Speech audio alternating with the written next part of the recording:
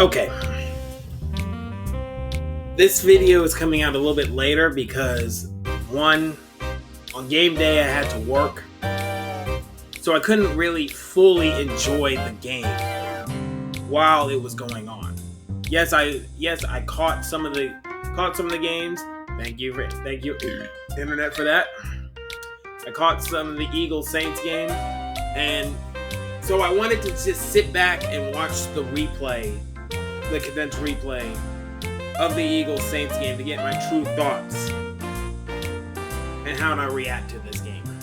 First of all, congratulations to the Philadelphia Eagles. You got that dub. You took care of business. Saquon Barkley, Dallas Goedert, hey, you had a phenomenal game. Now, going to the Saints game. Rewatching this game,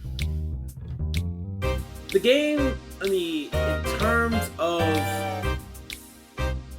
how I felt rewatching the game, it changed once the starting center, Eric McCoy, got hurt in the first drive of the game.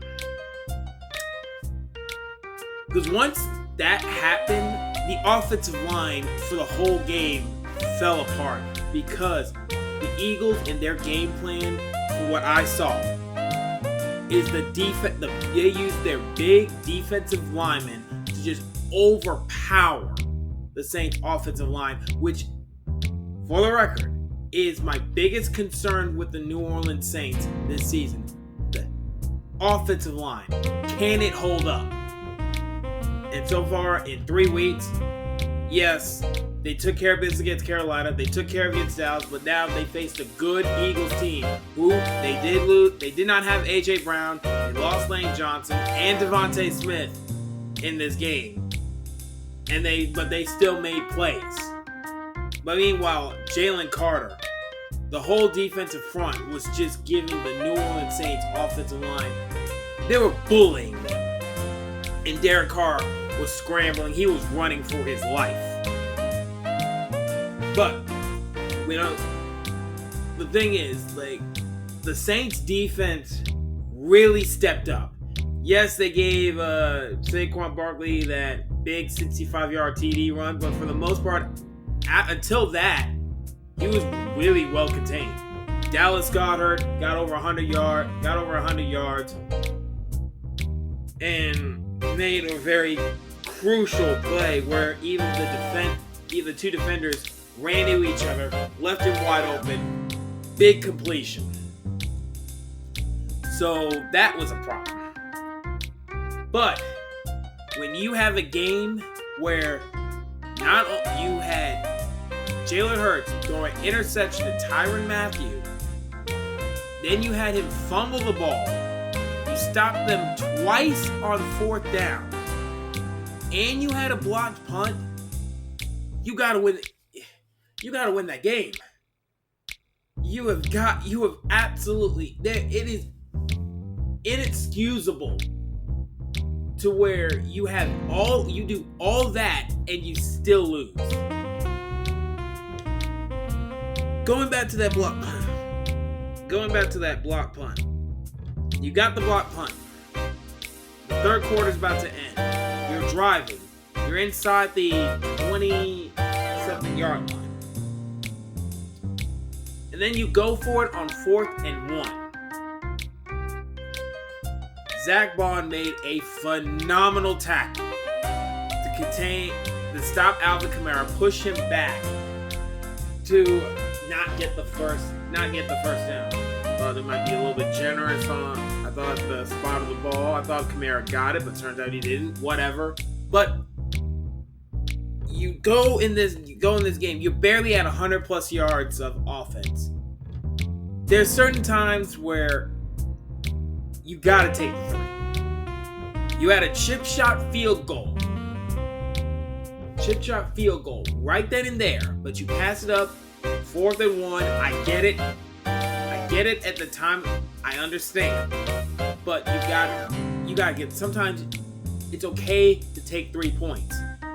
You gotta get something after a block punt, because next drive, after you didn't get the 4th down, Saquon Barkley runs 65 yards, and now Eagles got momentum. Got all the momentum. Good job on the Saints. So good job on the Saints to respond with a Chris Olave passing touchdown.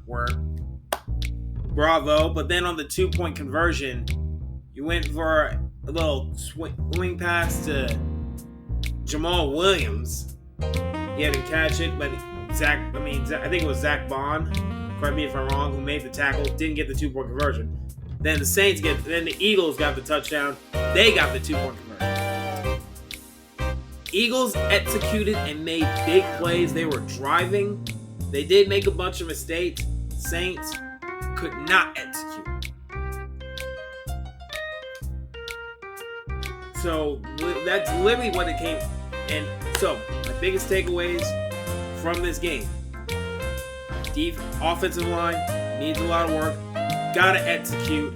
You just gotta make better plays.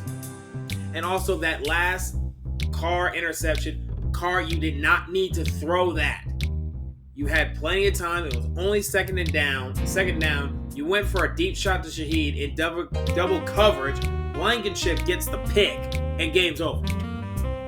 But then again, the pass protection was abysmal after Eric McCoy got hurt. I'm not going to make that excuse. I can't really make that excuse because they had players, the Eagles had players injured. But offensive line, you got to get better. You got to play better. And also Trevor Penning, don't get me started with him. Oh my God.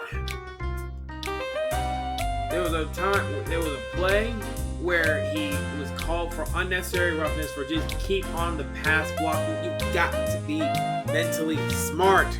Like Kamara got the first down. You were inside the 40 of the Eagles, and then you got pushed back to the 45 of the Saints 45. You got to play better.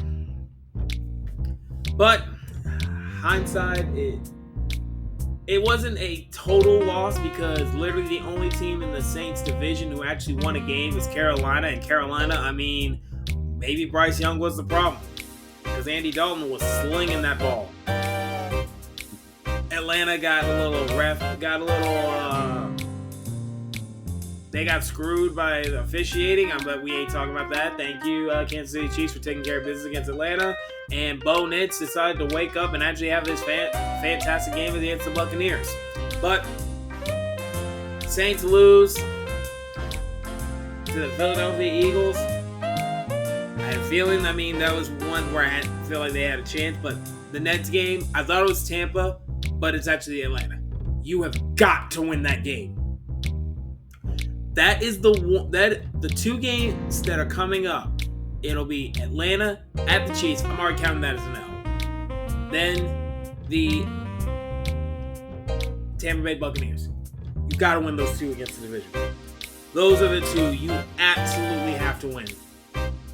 I said that before. If the Saints are like 4-2 after 6, I will be I would feel really comfortable. But this is the same situation as last year. You win your first 2 games, you lose the third game. I need this to be different. You have got to win against the Falcons. But that's a little bit of a post-game reaction. How I feel about this game. Got to keep the same energy. If they win, I'll praise them. If they lose, I got to criticize them. Who dat? Jeff Burtis of the Stadium Junkies Media, signing out. Peace.